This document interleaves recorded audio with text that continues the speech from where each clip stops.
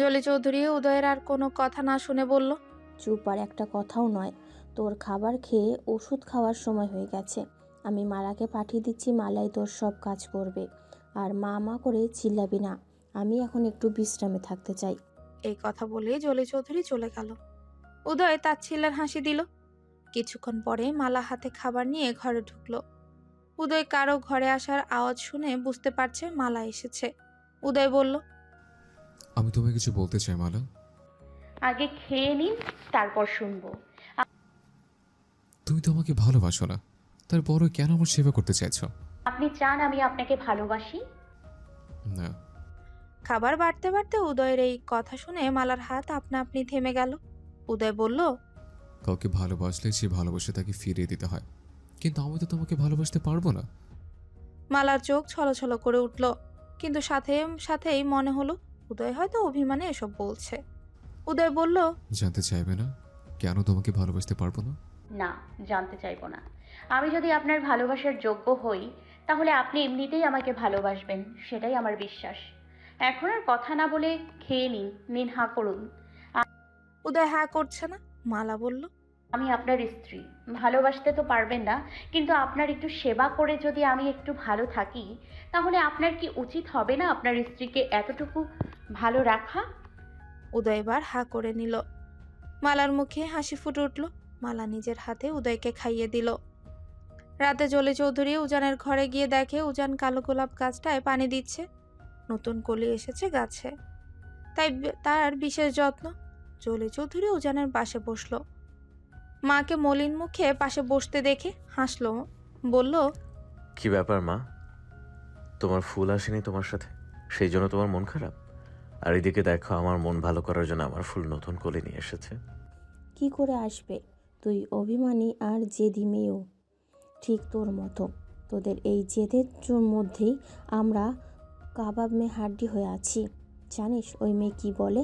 বলে তোকে নাকি ডিভোর্স দিবে। উচ্চস্বরে হাসলো উজান। তারপর বলল, তাহলে তুমি বসে আছো কেন মা? নিজের ছেলের জন্য আরেকটা বউ দেখো। আর হ্যাঁ, এবারের বিয়েটা কিন্তু আমি খুব ধুমধাম করে করব। ছেলের কথায় ভ্রু কুচকালো জলি চৌধুরী। ভেবেছিল ছেলে ডিভোর্সের কথা শুনে রেগে গিয়ে বউকে বাড়িতে নিয়ে আসার কথা বলবে, কিন্তু ছেলে তো উল্টো আবার বিয়ে করার কথা বলছে। ও তোকে ডিভোর্স দিবে বলেছে আর তুই হাসছিস? ওই গ্রামের ওইটুকু মেয়ে চৌধুরী বাড়ির ছেলেকে ডিভোর্স দিবে বলছে। মান সম্মান থাকবে আমাদের? তাহলে কি করব? ওর আগে আমি ওকে ডিভোর্স দিয়ে দিই? জলি চৌধুরী সঙ্গে সঙ্গে ছেলের মুখ চেপে ধরল। না বাবা, এরকম কথা বলতে নেই। বিয়ে সম্পূর্ণ এমনি বিয়ে সম্পর্ক এমনি এমনি তৈরি হয়ে যায় না। এই সম্পর্ক আল্লাহ নিজের হাতে তৈরি করে দেয়। মানছি তুই নিজের ইচ্ছেতে ওকে বিয়ে করিসনি, কিন্তু আল্লাহর হুকুম ছিল বলেই তোদের বিয়েটা হয়েছে। তাই বলছিলাম রাগ জেদ বাদ দিয়ে ওকে নিয়ে আয়। ঠিক আছে, নিয়ে আসবো। জলি চৌধুরীর মুখে সঙ্গে সঙ্গে হাসি ফুটে উঠল। খুশি হয়ে বলল, তাহলে কাল কখন যাবি? সকালে নাকি? আমার যখন বউ দরকার পড়বে তখন। মানে? মানে আমার এখন বউ দরকার নেই মা, যখন দরকার হবে তখন নিয়ে আসবো। কি মানে? তুই ওকে নিয়ে আসতে যাবি না? মা, তোমার ছেলে এখনো ছোট, বউ পালার বয়স এখনো হয় নাই। 26 বছর বয়স তোর, আর বলছিস বউ পাগল বয়স হয়নি? কি করতে চাইছিস বলতো? জলি চৌধুরী এবার রেগে গিয়ে বলল, তুই কি সত্যি ওকে নিয়ে আসতে যাবি না? তুই গেলে ও নিশ্চয়ই ফিরে আসতো। উজানের সোজা সাপটা উত্তর। আমি যাব না মা। তুই আমাকে সত্যি করে বলতো, তুই কি সত্যি ওকে ওদের উপর রাগ করে মেয়েটাকে ওইভাবে ফেলে এসেছিস, নাকি পুষ্পকে তোর পছন্দ হয়নি? উজান কিচ্ছু বলল না, শুধু তাকিয়ে রইল তার সামনে থাকা কালো গোলাপের দিকে। জলি চৌধুরী এবার আরো রেগে গিয়ে বলল, বুঝতে পেরেছি তুই হয়তো মেয়েটাকে পছন্দই করিসনি। আমি ভাবতেই পারিনি আমার ছেলে মেয়েদের গায়ের রঙের পাগল। ঠিক আছে, তারা ডিভোর্স দিয়ে দে। শুধু শুধু মিথ্যা সম্পর্কে সাজিয়ে রেখে তো কোনো লাভ নেই। মেয়েটা অন্তত মুক্তি পাক। এই কথা বলে জলি চৌধুরী রাগ করে ছেলের ঘর থেকে বেরিয়ে গেল। উজান বুঝতেই পারছে না মা তার উপর রেগে গেছে কেন। উজান তার কালো গোলাপের দিকে তাকিয়ে বলল, হয়তো তুমি গোলাপ, নয়তো তুমি শিউলি, নয়তো কামিনী, কিন্তু আমার কাছে তুমি শুধুই অভিমানিনী। উজান আবারও বলল, হ্যাঁ, তুমি আমার অভিমানী ফুল। পরদিন সকালে হন্তদন্ত হয়ে উজানের কেবিনে ঢুকলো শিলা। উজান অফিসে বসে ফাইল চেক করছিল। শিলার পেছন পেছন রায়হানও ঢুকলো। রায়হান জানে এখন এই মেয়ে শুধু শুধু বসকে বিরক্ত করবে, আর তখন বস সেই রাগ তার উপরেই ঝাড়বে। উজান এক পলক শিলার দিকে তাকিয়ে আবারও ফাইলে মনোযোগ দিল। শিলা উজানের কাছে যেতেই রায়হান দৌড়ে এসে তাদের মাঝখানে দাঁড়িয়ে দুহাত আগলে ধরে বলল, প্লিজ ম্যাডাম, বস এখন ব্যস্ত আছেন। শিলা রায়হানকে ঠেলে সরিয়ে দিয়ে উজানের সামনে দাঁড়িয়ে টেবিলে দুহাত চেপে বড় নিঃশ্বাস ফেলতে ফেলতে বলল, আমার ফোন রিসিভ করছো না কেন উজান? আমি কাল থেকে বারবার তোমার ফোনে ফোন দিচ্ছি, কিন্তু তুমি একবারও আমার ফোন রিসিভ করলে না। তুমি জানো কাল থেকে আমার কি অবস্থা? কাঁদতে কাঁদতে অসুস্থ হয়ে পড়েছি আমি, শুধু তোমার জন্য। উজান ফাইলে চোখ রেখেই বলল, আমার এখন সময় নাই, ব্যস্ত আছি আমি। হুটহাট আমার কেবিনে ঢুকা আমি পছন্দ করি না। কিন্তু এমন একটা সময় ছিল যখন এই কেবিনটা তোমার যতটুকু ছিল আমারও ততটুকু ছিল।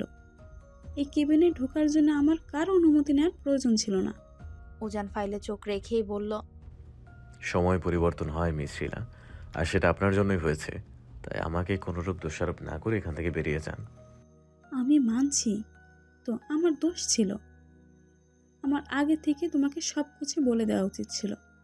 তুমি আমাকে জিজ্ঞেস করেছিলে আমার কোনো রিলেশন ছিল কিনা। ওই সময় আমি যদি তোমাকে সব কিছু বলে দিতাম এত কিছু হতোই না। আমি ভুল করেছি উজান, আমাকে ক্ষমা করে দাও। আমাদের ভালোবাসার দিক তাকিয়ে তুমি আমাকে ক্ষমা করে দিতে পারো না বলো? উজান শান্ত কণ্ঠে বলল, প্রথমত, আমি আপনাকে কখনোই ভালোবাসিনি, বিয়ে করতে চেয়েছিলাম আপনাকে। সেকেন্ডলি, আমি এমন কোনো মেয়ে চাইনি যে একটা ঠুনকো রিলেশনশিপের জন্য নিজের শরীরকে বিলিয়ে দিতে পারে। আফটার অল, চৌধুরী বাড়ির বউ হিসেবে এমন মেয়ে কখনোই কাম্য নয়। আর সর্বশেষ কথা হলো, যেখানে আমি একটা ছেলে হয়েও এখনো পর্যন্ত কোনো নারীর সঙ্গ পাওয়ার চেষ্টাও করিনি, সেখানে আপনার মতো শরীর বিলিয়ে দেয়া নারী অবশ্যই আমার জন্য ডিজার্ভটা। আমার শেষ কথা, হয়তো আপনার প্রশ্নের সব উত্তর আপনি পেয়ে গেছেন। শিলা দাঁতে দাঁত চেপে বলল, না, পাইনি সব উত্তর। তুমি কি সত্যি বিয়ে করেছো? রায়হান এগিয়ে এসে বলল, বস সত্যি বিয়ে করেছেন ম্যাডাম, আমি সাক্ষী। আমি দেখতে চাই ওর বউকে। আমি এক্ষুনি চৌধুরী ম্যানশনে যাব।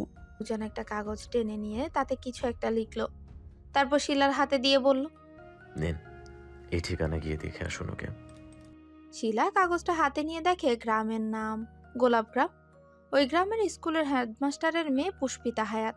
শিলা বাঁকা হেসে বলল, এই ঠিকানায় কেন যাব?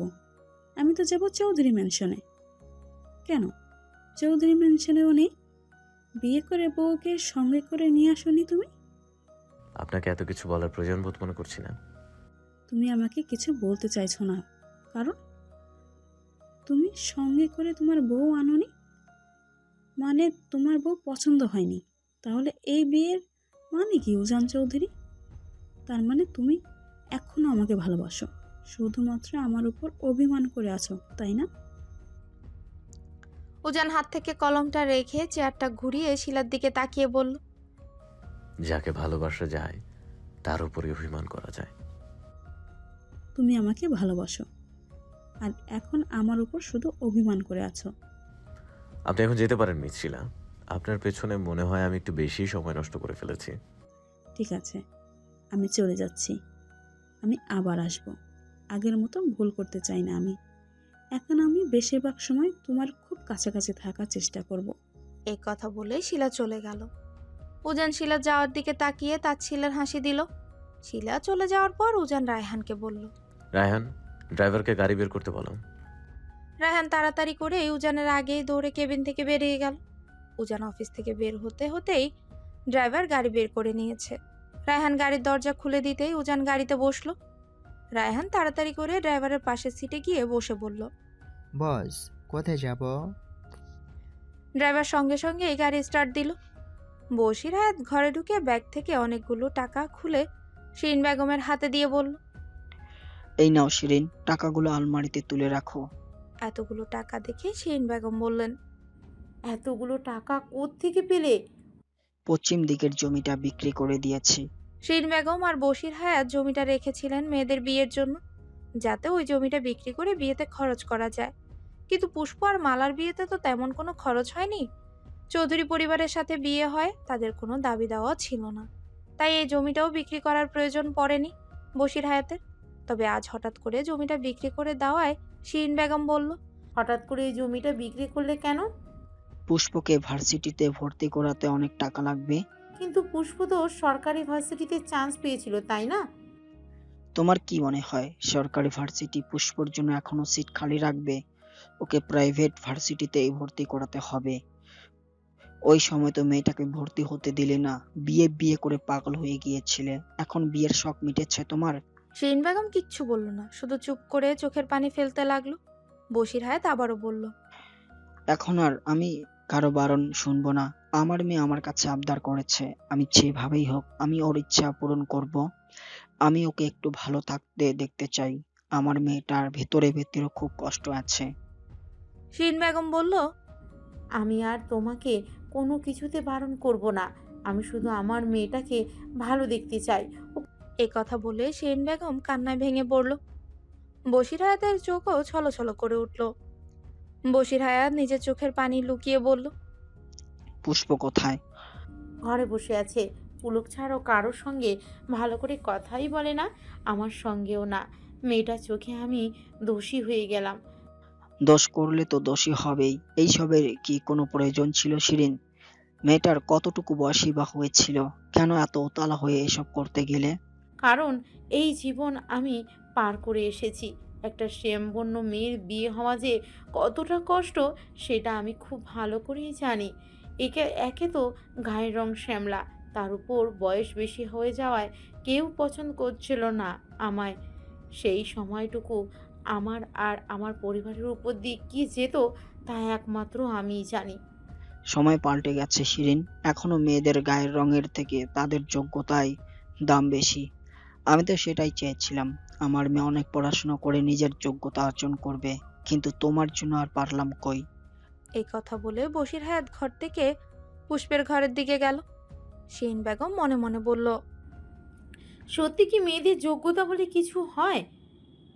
যেখানে গায়ের রঙের এত দাম, সেখানে মেয়েদের যোগ্যতার দাম দেওয়া হয়? পুষ্প পুরোনো অ্যালবাম ঘেটে তার আর মালার ছোট্টবেলার ছবিগুলো দেখছে। মালাকে ছাড়া এভাবে কখনো একা থাকা হয়নি তার, আর মালাও তাকে ছেড়ে থাকেনি কখনো। খুব মনে পড়ছে মালাকে, তাই তো পুষ্প পুরোনো ছবিগুলোতে স্মৃতি হাতড়াচ্ছিল। সেই সময় দরজায় আওয়াজ পেয়ে পুষ্প তাকিয়ে দেখে তার বাবা এসেছে। বাবাকে দেখে পুষ্প অ্যালবামটা বন্ধ করে বালিশের নিচে রেখে দিল। মালার উপর অভিমান করে আছে ঠিকই, কিন্তু মালাকে যে ভীষণ রকম মনে পড়ছে সেটা বুঝতে দিতে চায় না কাউকে। কিন্তু বশির হায়াত ঠিকই পুরনো অ্যালবামটা চোখে পড়ে গেল। চোখে পড়ে গেল। এই অ্যালবামই তো বশির হায়াত আর শিরিন বেগম, পুষ্প, মালা আর পুলকের ছোট্টবেলার সেই দুষ্টু মিষ্টি সময়গুলো স্মৃতি হিসেবে অ্যালবাম বন্দি করে রেখেছিল। বশির হায়াত পুষ্পের মনের অবস্থা বুঝতে পেরেও কিছু না বোঝার ভান করে এড়িয়ে গিয়ে বলল, প্রিন্সিপাল স্যার কি বললেন? কিছুই তো আমাকে বলিসনি মা। পুষ্প মাথা নুইয়ে নিল। পাবলিক ভার্সিটিতে সে আর ভর্তি হতে পারবে না। প্রাইভেট ভার্সিটিতে ভর্তি হতে গেলে যে অনেক টাকা প্রয়োজন। বাবাকে কি করে বলবে সেই কথা? তাই তো পুষ্প কিছু না বলেই চুপ করে রইল। বশির হায়াত হেসেই পুষ্পের মাথায় হাত রেখে বলল, আমি দেখা করছি প্রিন্সিপাল স্যারের সাথে, তুই কোনো চিন্তা করিস না মা। আমি তোকে প্রাইভেট ভার্সিটিতেই পড়াবো। পুষ্প মাথা তুলে বাবার দিকে তাকিয়ে বলল, কিন্তু বাবা, বশির হায়াত বুঝতে পারছে পুষ্প কি বলতে চাইছে। বশির হায়াত পুষ্পকে থামিয়ে দিয়ে বলল, সবকিছুর ব্যবস্থা আছে, তুই কোনো চিন্তা করিস না মা। এই কথা বলে বশির হায়াত পুষ্পের ঘর থেকে বেরিয়ে গেল। পুষ্প বাবার কথা চিন্তা করে খুব কষ্ট পাচ্ছে। সে জানে তার বাবার এতটাও সামর্থ্য নেই যে ঢাকার এত বড় প্রাইভেট ভার্সিটিতে পড়াশোনা করানোর। আর সেটা যদি উনি করতে চান তাহলে ওনার উপর খুব চাপ পড়ে যাবে। পুষ্প কি করবে বুঝতে পারছে না। তাহলে কি সে বাবার কাছে পড়াশোনা চালিয়ে যাওয়ার আবদার করে ভুল করলো? রাত 2টো বাজে। টাইগার কালো কাপড়, কালো মাস্ক, কালো চশমা পরে চেয়ারে বসে আছে। কয়েকটা ছেলে মিলে জনির হাত মুখ বেঁধে টাইগারের পায়ের কাছে নিয়ে এসে ফেললো। জনি ভয়ার্থ চেহারায় বলল। আমাকে এখানে ধরে নিয়ে আসা হয়েছে কেন? টাইগার বন্দুক দিয়ে ছেলেটার মুখটা উঁচিয়ে বলল। তোর নাম জনি তাই না? হ্যাঁ। তুই জানিস তোকে কত খুঁজেছি আমি। এবার বল তুই কোন গ্যাংয়ের হয়ে কাজ করিস? আমি কোনো গ্যাংয়ের হয়ে কাজ করি না। মিথ্যা কথা কেন বলছিস? আচ্ছা ঠিক আছে, তাহলে এটা বল ওই দুটো খুন কে করেছিল? কোন দুটো খুন? ইন্সপেক্টর নিশি খন্দকার আর তার মা দোয়েল খন্দকারের খুন। জনির চেহারায় আরো ভয় ফুটে উঠল। কাপা কাপা গলায় বলল। আপনি কে? টাইগার, চিনিস না আমাকে? না, আপনি টাইগারের পেছনে অন্য কেউ। সেটা তোর জেনে লাভ নেই। তুই সত্যি কথা বল, ওই দুটো খুন তুই করেছিলি তাই না, নাকি অন্য কেউ করেছিল? ইন্সপেক্টর নিশির বয়ফ্রেন্ড করেছিল, জানেন না আপনি? সেটার কেসও তো চলছে। টাইগার খেপে গেল জনির কথায়। জনির মুখে বন্দুক ঢুকিয়ে বলল। মিথ্যা বললে মেরে ফেলবো একদম। ওর বয়ফ্রেন্ডকে মারিনি, তুই মেরেছিস। জনি মুখে বন্দুক নিয়েই বলল। না, আমি মারিনি, তবে কে মেরেছে আমি তা জানি, তবে আমি কিছুই বলবো না। বললে ওরা আমাকে মেরে ফেলবে। আর না বললে আমি তোকে মেরে ফেলবো। তাহলে আপনার হাতেই মরা ভালো। এই কথা বলেই জনি টাইগারের হাতে থাকা বন্দুককে নিজে নিজে চাপ মারল। বন্দুকটা জনির মুখের ভেতর থাকায় বন্দুকের গুলি জনির মুখ দিয়ে ঢুকে মাথার পেছন দিয়ে বের হলো। সঙ্গে সঙ্গেই মারা গেল জনি। সবাই অবাক হয়ে গেল এই ঘটনায়। টাইগার উত্তেজিত কণ্ঠেই জনিকে ডাকতে ডাকতে বলল। এই এই ছেলে ওঠ, কথা বল। কিন্তু জনি কোনো কথাই বলল না। দুটো ছেলে এগিয়ে এসে নাড়াচাড়া করে দেখে, বলল। টাইগার রাগে ক্ষোভে চেয়ারে লাথি মেরে বলল। Sit sit sit. নিশির খুনের পর যেন হারিয়ে গিয়েছিল এই জনি নিশির খুনের রহস্যের জট ভাঙতে পারত। অনেক খোঁজাখুঁজির পর ওকে আজ পাওয়া গেল। টাইগার ভেবেছিল সে হয়তো এই মাফিয়া জগৎ থেকে খুব তাড়াতাড়ি তার নাম মুছে ফেলতে পারবে, টাইগারের ইতি হবে। কিন্তু জনি নিজেকে নিজেই মেরে ফেলে টাইগারকে আরও জটিলতার মধ্যে ফেলে গেল। এই জনির পেছনে কে এমন ছিল যে তার ভয়ে ছেলেটা নিজেকে নিজেই শেষ করে ফেলল? এই নাও পুষ্প, খামটা খুলে দেখো। কলেজের প্রিন্সিপাল স্যার পুষ্পের দিকে একটা খাম এগিয়ে দিয়ে বলল কথাটা। প্রিন্সিপাল স্যার পুষ্পকে কলেজে ডেকে এনেছে। পুষ্প প্রিন্সিপাল স্যারের সামনেই বসে আছে। পুষ্প খামটা হাতে নিয়ে কপাল কুঁচকে গেল তার। উৎসাহ নিয়ে খামটা খুলেই চোখের সামনে মেলে ধরতেই আশ্চর্য হয়ে গেল। অবাক হয়ে বলল, ল ইউনিভার্সিটি থেকে স্কলারশিপ, তাও আমার জন্য? প্রিন্সিপাল স্যার হাসলেন। পুষ্প ঢাকার অনেক সুনামধন্য এক ভার্সিটি থেকে স্কলারশিপ পেয়েছে, কিন্তু কিভাবে? পুষ্প অবাক হয়ে প্রিন্সিপাল স্যারকেই বলল। কিন্তু কিভাবে স্যার? আমি তো স্কলারশিপের জন্য কোনো আবেদন করিনি। তুমি করনি তো কি হয়েছে, আমি করেছিলাম। ভেবেছিলাম তোমার মতো মেধাবী ছাত্রী তো আমাদের গ্রামে কমই আছে, তাই একটা আবেদন করে দেখি। স্যার আপনি তো সেই কথা আমাকে কখনো বলেননি। কালও তো আপনার সাথে দেখা করে গেলাম, কই ওই সময়ও তো কিছু বললেন না। প্রিন্সিপাল স্যার শুকনো ঢোক গিলে আমতা আমতা করে বলল। বলিনি তো কি হয়েছে, আর চিঠিটা তো আজকেই আসলো। আসলে স্কলারশিপ যদি আবার না পাওয়া যায় তাহলে তো শুধু শুধু তোমার মনটা ভেঙে যাবে, তাই আগে থেকে কিছু বলতে চাইনি। স্যার এতদিন পরও ওনার স্কলারশিপের জন্য আমায় ডেকে পাঠিয়েছেন? হ্যাঁ পুষ্প, তোমার ভর্তি পরীক্ষা ভালো ফলাফল দেখেই ওনারা তোমাকে স্কলারশিপ দিয়ে চিঠি পাঠিয়েছেন। তোমার ওই কলেজে ভর্তি সহ যাবতীয় খরচ এখন ওনারা বহন করবেন। পুষ্পের মুখে হাসি ফুটে উঠল।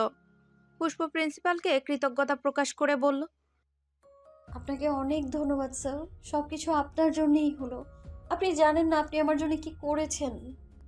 তুমি তাড়াতাড়ি ভার্সিটিতে ভর্তি হয়ে যাও পুষ্প, তোমার তো বড় লয়ার হওয়ার স্বপ্ন। তুমি তোমার বাবাকে নিয়ে কালই ঢাকা চলে যাও। এমনিতেই অনেক দেরি হয়ে গেছে, তুমি অন্যদের থেকে অনেক পিছিয়ে পড়েছো, এর জন্য তোমাকে অনেক চেষ্টা করতে হবে। আমি চেষ্টা করব স্যার, আমি আমার সবটুকু দিয়ে চেষ্টা করব। আমি বাবাকে নিয়ে কালই ঢাকা যাব। আমার স্বপ্ন আমি একদিন বড় অ্যাডভোকেট হব। অ্যাডভোকেট কেন, চাইলে তুমি ব্যারিস্টারও হতে পারবে। দোয়া করবেন স্যার। অবশ্যই। প্রিন্সিপাল স্যার পুষ্পকে আবারও বলল। তো ঢাকা ভার্সিটিতে ভর্তি হলে তো ওখানে থেকেই পড়াশোনা করতে হবে, কোথায় থাকবে ভেবেছো কিছু? হোস্টেলেই তো থাকতে হবে, আর কোথায় বা থাকবো? না, হোস্টেলে থাকতে হবে না। ঢাকা আমার বন্ধুর একটা খালি বাড়ি আছে, ও এখন ওর পরিবার নিয়ে বিদেশে চলে গেছে, তাই বাড়িটি এখন খালি। বাড়িটা ভার্সিটির খুব কাছেই, তুমি কিছু টাকা ভাড়া দিয়ে ওই বাড়িতে উঠে যেতে পারো। আমি আমার বন্ধুর সাথে কথা বলে নিব। না না স্যার, এসবের দরকার নেই।